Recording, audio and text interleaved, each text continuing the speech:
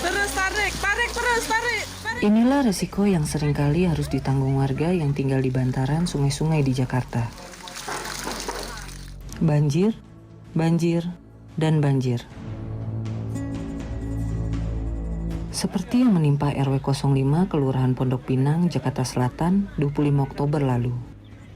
Sungai Pesanggerahan atau orang Betawi menyebutnya Kali Pesanggerahan tidak sanggup menampung derasnya air yang mengalir dari Depok, Jawa Barat. Air pun menggenangi pemukiman warga dengan ketinggian lebih dari 1 meter.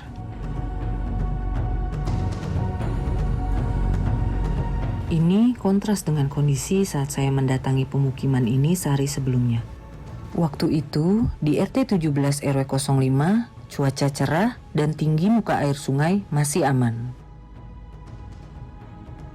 Di belakang saya ini adalah Kali Pesanggerahan yang pada tahun 2012 lalu sempat direncanakan untuk dilakukan normalisasi. Namun hingga sampai saat ini belum juga direalisasikan. Dulunya kali ini memiliki lebar hingga 15 meter dengan kedalaman 4 meter. Namun sekarang sisanya hanya 5,5 meter dengan kedalaman 1,5 meter. Karena area bantaran kali ini digunakan sebagai pemukiman.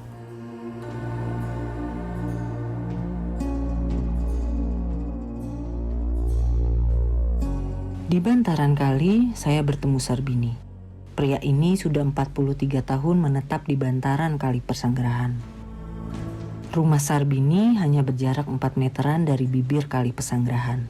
Tiap hujan, nggak tiap tahun kalau hujan gede. Kemarin hujan berapa kali aja kan banjir udah 3 kali. Hujan banjir, pasti banjir, langsung was-was motor naikin ke atas.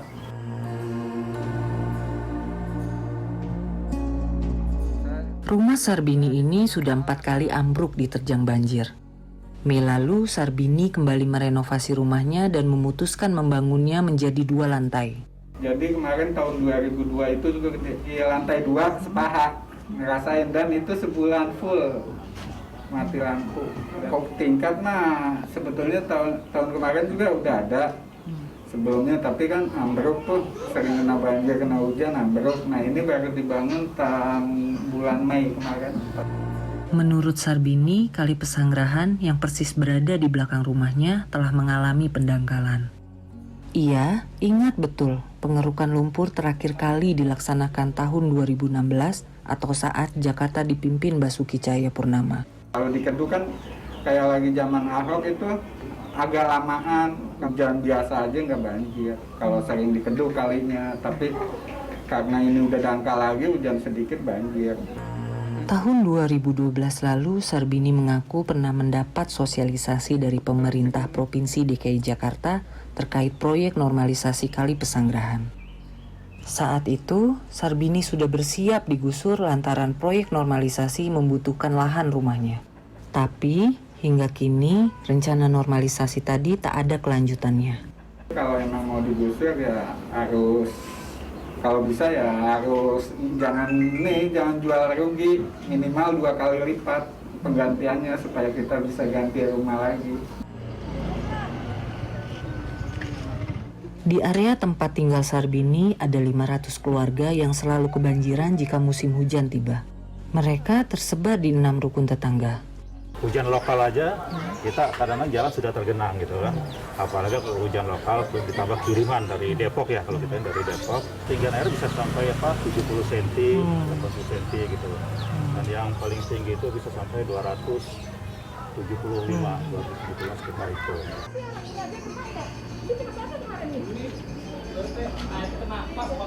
8 tahun berlalu, tapi hingga kini belum ada titik terang menyangkut rencana normalisasi Kali Pesanggerahan di kawasan ini.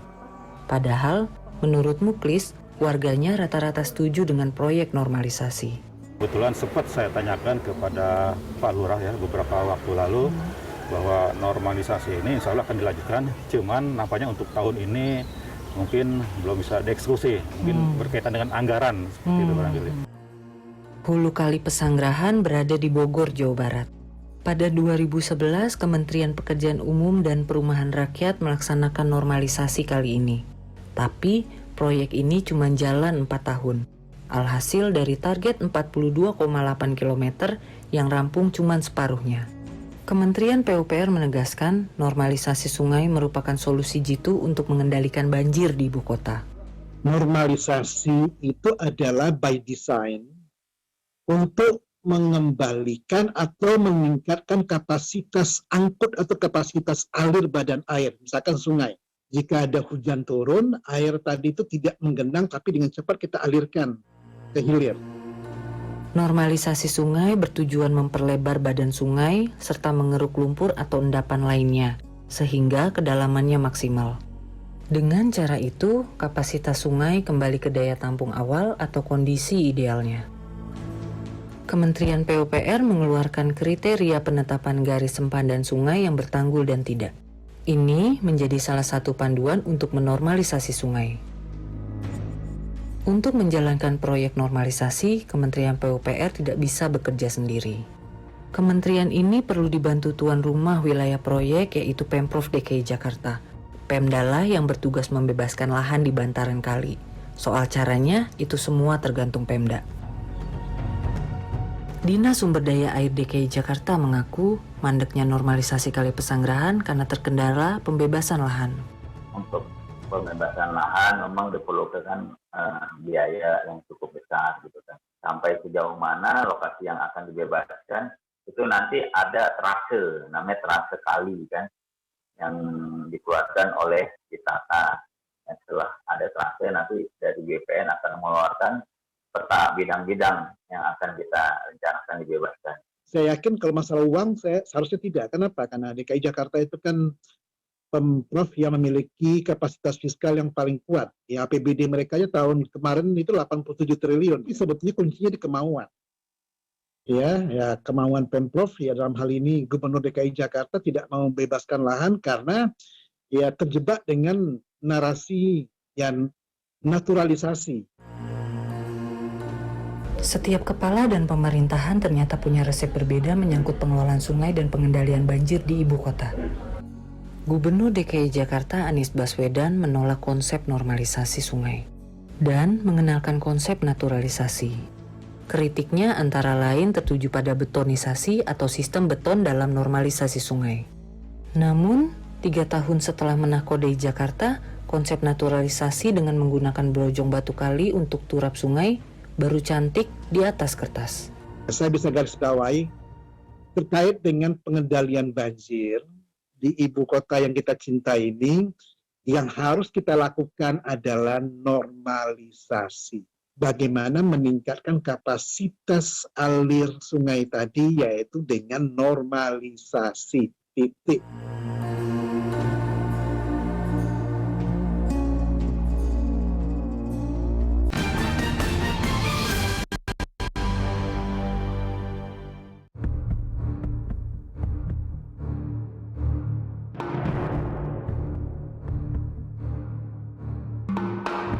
Sementara kawan saya Siti Nurjanah ke Kali Pesanggerahan, saya mendatangi Kelurahan Cipinang Melayu, Kecamatan Makassar, Jakarta Timur.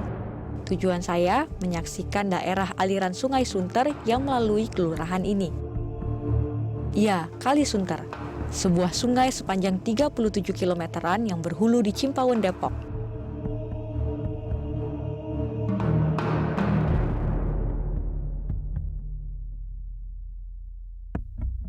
Lingkungan di RW 3 dan RW 4 Kelurahan Cipinang Melayu, Kecamatan Makassar, Jakarta Timur ini menjadi langganan banjir di setiap tahunnya. Apalagi rumah warga dan Kali Sunter ini tidak ada jaraknya. Belum lagi adanya masalah penyempitan Kali Sunter ini karena adanya tambahan bangunan seperti lahan parkir dan perumahan warga.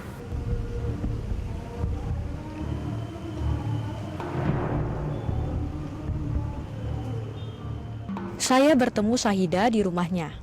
Dia tinggal di RW 4 dan menetap di bantaran Kali Sunter sejak 21 tahun lalu.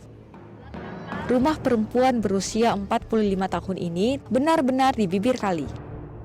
Di rumah ini, ia tinggal bersama suami dan ketiga anaknya. Itu belakang rumah saya itu kan. Ini kelihatan nih. Kelihatan. Saat debit air kiriman dari kawasan hulu besar dan deras, rumah Sahida diterjang banjir. Banjir sering kalau lagi hujan, banjir. Biasanya semana sih? Biasa segini, terus naik lagi segini, terus genteng. Segenteng. Ya, itu kalau lagi ada kiriman dari Bogor itu kan. Kali Sunter sebetulnya sudah masuk program normalisasi Kementerian PUPR sejak 2011. Namun, proyek ini mandek pada 2015. Alhasil, realisasi proyek normalisasi Kali Sunter baru mencapai 80-an%. Setahun sebelum proyek normalisasi Kali Sunter mandek, Sahida sudah bersiap-siap untuk angkat kaki dari rumah. Saat itu, Pemprov DKI Jakarta mulai bernegosiasi dengan warga sekitar rumahnya terkait ganti rugi pembebasan lahan. Tapi, 5 tahun berlalu, proses ganti rugi belum juga kelar. Tak heran, normalisasi Kali Sunter di wilayahnya tak kunjung dikerjakan. Mau, emang saya udah kepengen pindah gitu kan. Dia cari yang aman, nggak banjir. Ya, lengkap semua. Saya udah siap aja deh, segera dibayar aja gitu. Untuk melanjutkan normalisasi Kali Sunter yang melintas di RW 4 Kelurahan Cipinang, Pemprov DKI Jakarta harus memindahkan warga yang menempati 35 rumah yang berdiri di atas bantaran kali. 21 rumah termasuk rumah Sahida belum kelar urusan administrasi pembebasan lahannya. Sementara, 14 rumah lainnya sudah menerima uang ganti rugi pembebasan lahan pada tahun 2014. Meskipun uang ganti rugi telah lunas dibayar, beberapa rumah masih berdiri dan ditempati warga. Ada beberapa rumah baru yang diselesaikan, sepertinya ada 7 rumah, salah satunya ini. Nah, dari pihak Kelurahan Cipinang Melayu sudah kasih tanda itu. Ada juga tahun 2014 yang sudah dibayar tetapi belum dibongkar oleh pemiliknya. Biasanya kita taruh ini peta, itu papan pengumuman bahwa ini kalau yang sudah dibayarkan sudah menjadi milik aset Pemprov DKI, tentunya mereka harus segera meninggalkan lokasi itu, gitu kan. Irwan menegaskan, warga telah berulang kali meminta kejelasan dari Pemprov DKI Jakarta soal kelanjutan pembebasan lahan. Apalagi seluruh warga setuju kali di wilayahnya dinormalisasi. Namun, antara 2014 hingga 2019, Pemda belum juga memberi jawaban. Di mana-mana kalau misalnya penggusuran, warganya yang menolak ya Pak ya? Ini iya, warganya yang mau, yang bersedia itu kan luar biasa. Warga saya bikin pernyataan, kita bersedia mau. Tapi realisasi nggak pernah cepat dari 2014, coba bayangkan itu. Tapi respon dari pihak pemerintah daerah itu kurang tanggap. Sedikit titik terang kembali terlihat bulan Mei 2020 lalu. Pemprov DKI mulai melanjutkan proses pembebasan lahan di lingkungan RW 4. Wilayah ini masuk daftar pembebasan lahan di tahun 2020.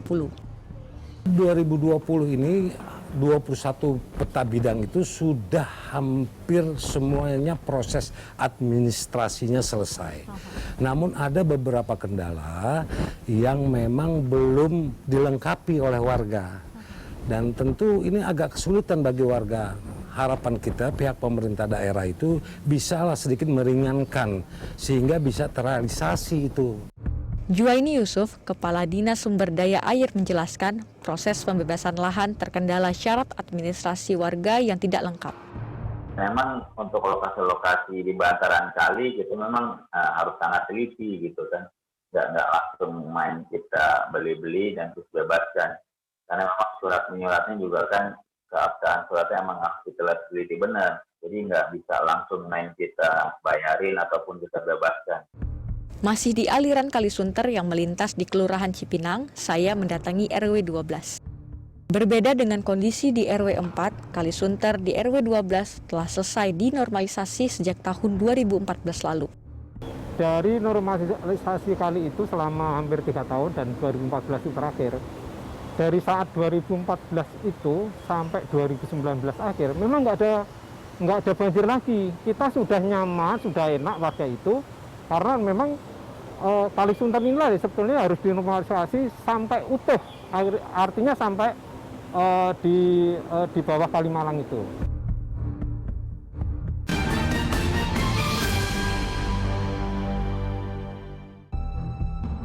Sampai kapanpun Jakarta mesti mengelola dan merawat 13 sungai yang melewatinya, termasuk Sungai Ciliwung yang membelah ibu kota. Dari kamera drone ini tampak area di sebelah kanan dan kiri Sungai Ciliwung di titik Bukit Duri, Rapi Jali. Ini lantaran Kementerian PUPR telah rampung menormalisasi bantaran Ciliwung di kawasan ini 3 tahun lalu. Surini termasuk di antara banyak warga yang menetap di Bukit Duri tepat di bantaran Sungai Ciliwung. Bahkan sudah 40 tahunan Surini tinggal di sini. Setelah proyek normalisasi di daerahnya rampung, adakah Surini merasakan manfaatnya? Resikonya pinggir kali. Ya capek juga sih. Cuman alhamdulillah udah ada ini juga nggak begitu banjir, nggak masuk, sedikit nggak masuk.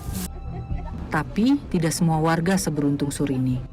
Sebab proyek normalisasi Sungai Ciliwung mandek sejak 2017.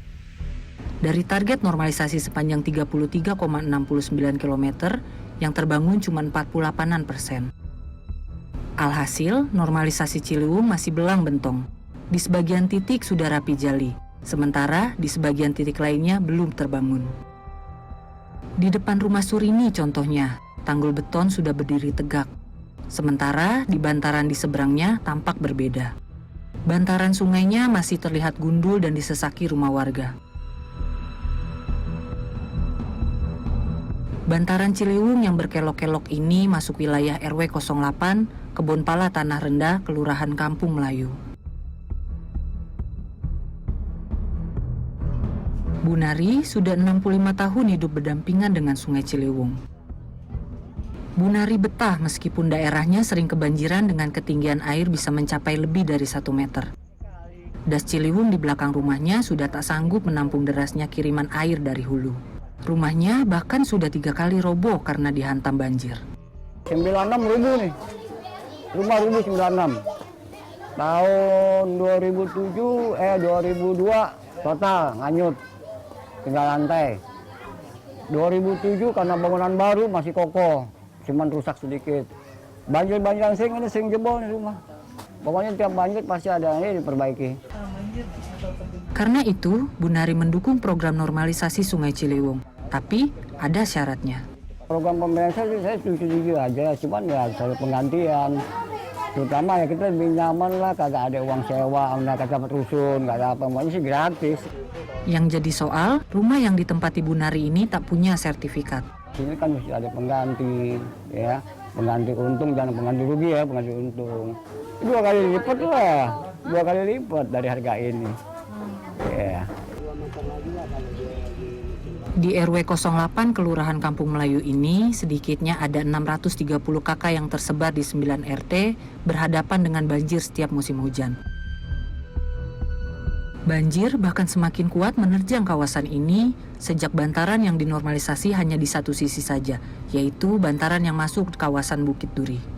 Jadi meningkat itu ada karena mestinya air ke sana. Karena sekarang nggak bisa lagi. Ada batasan itu, roh itu. Normalisasi kali ini. Jadi air terus ke sini. Kecuali kita udah di normalisasi. Jadi, apakah normalisasi Ciliwung bakal menyasar wilayah yang ditempati Bu Nari dan Tamzis? Kita semua akhirnya nanya terus, tapi jawabannya belum dilaksanakan. Kan cuma tahunya kapan. Sama seperti Bu Nari, Tamzis berharap ada hitung-hitungan ganti rugi jika warga harus angkat kaki dari rumah mereka karena terdampak proyek normalisasi. Yang punya sertifikat akan diganti. Nah ini, yang nggak punya sertifikat gimana? Ini karena rata-rata nggak ada sertifikat, Mbak. Gubernur mau memberikan uang kerahiman. Ingat saya. Belum, berapa dananya, berapa ininya, mungkin variasi ya. Kabar baiknya tahun 2020 ini, Pemprov DKI Jakarta menyiapkan anggaran sebesar 781 miliar rupiah untuk pembebasan lahan untuk proyek normalisasi sungai. Dana tadi berasal dari pinjaman pemerintah pusat melalui dana PEN atau Pemulihan Ekonomi Nasional. Untuk tahun 2020 ini, untuk pembebasan lahan ada sekitar 781 miliar. Itu terbagi 2. Untuk yang 5 kali yang tadi saya sebutkan itu sekitar 500 lebih lah. Kemudian untuk yang waduk-waduk ada sekitar 225. Belajar dari tahun anggaran yang telah lewat, serapan dana pembebasan lahan untuk normalisasi sungai oleh Dinas Sumber Daya Air DKI Jakarta tergolong rendah. Di tahun 2018, dari total anggaran pembebasan lahan sebesar 500 miliar rupiah, hanya terserap 27%. Sementara untuk tahun 2019, anggaran pembebasan lahan mencapai 850 miliar rupiah. Namun hanya terserap 350 miliar rupiah atau sekitar 41%. Kementerian PUPR menegaskan tanpa adanya pembebasan lahan, normalisasi sungai tak bisa dikerjakan. Kendalanya lebih tidak kurang adalah di lahan, titik. Saya bisa mengatakan di pembebasan lahan, nggak kurang, nggak lebih. Untuk kita bisa bekerja dengan benar sesuai dengan target yang kita inginkan, lahannya harus dibebaskan, tidak ada lagi masyarakat yang mau okupasi lahan yang ingin kita bangun tanggul, kita bangun jalan inspeksi tadi. Itu berarti Pemprov DKI Jakarta mesti melaksanakan pekerjaan rumahnya, yaitu membebaskan lahan. Kalau tidak, warga yang tinggal di sekitar aliran 13 sungai di ibu kota bakal selalu berhadapan dengan banjir. Terlebih, tahun ini ada anomali iklim berupa La Nina yang ditaksir menyebabkan intensitas curah hujan lebih tinggi 40% dari keadaan normal. Kita sudah masuk di masa di mana kemudian dampak dari La Nina ya, yang sedang kita hadapi, di mana potensi curah hujan kita lebih besar dibandingkan dengan keadaan normal, dan tidak tertutup kemungkinan kita akan mengalami kondisi curah hujan yang ekstrim. Yang harus dilakukan adalah memperkecil ya resiko yang ada, ya, memperkecil potensi adanya korban yang jatuh. Makanya kemudian komunikasi publik kepada masyarakat di daerah yang terdampak rutin banjir itu dilakukan.